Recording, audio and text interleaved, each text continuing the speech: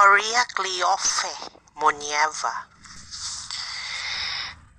She is my auntie, the youngest daughter of my lola. Tapos, kipanganak siya, I know, from Margos sa Tubig, sa Buanga del Sur. Ambot lang, sakto ba na diya sa Margos, then, kuan siya. Iyang anak, isa ka buok. Si Moy Moy, si John Albert. Then, siya klase sa tao nga, no? Easy to go, easy to call,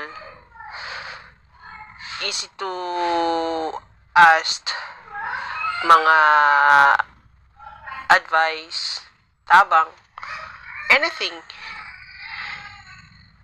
Basta, siya ang klase ngayaan nga vibe sa tanang niyang pag-umangkon.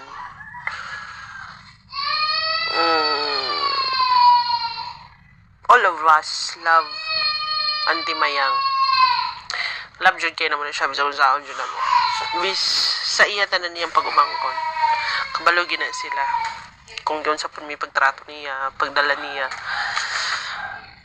Siya ang klase ngayaan nga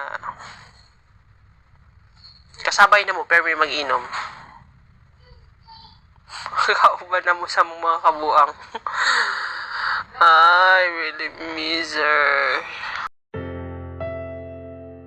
Gituring nga disiplinaryan sa iyang mga pagumangkon si Maria Cleofe Monieva, naila sa pangalan nga Mayang,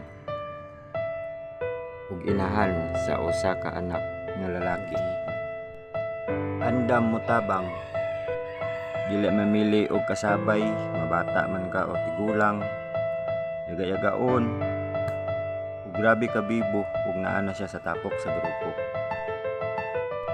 Mga kinaiya nga lisod kalimtan sa iyang mga kaliwat ug mga kaila, ilabi na sa iyang mga suod nga mga pagumangkon. Si Maria Cleofe o Mayang na-diagnose sa usa ka sakit ug namatay. Sa iyang pagpanaw, nagbilin siya nato og mga handumanan. Nakauban na mo si Auntie Mayang sa pagbuhat og mga video or vlog, kung diin isa sa iyang mga video ang ning-ani og almost 500k sa YouTube ug daghan usab nga mga views sa Facebook. Auntie Mayang, ug am ka karon, salamat sa imong mga gipangbilin nga mga handumanan ug naadyo kay lugar sa among kasing-kasing kininti na mong handumon.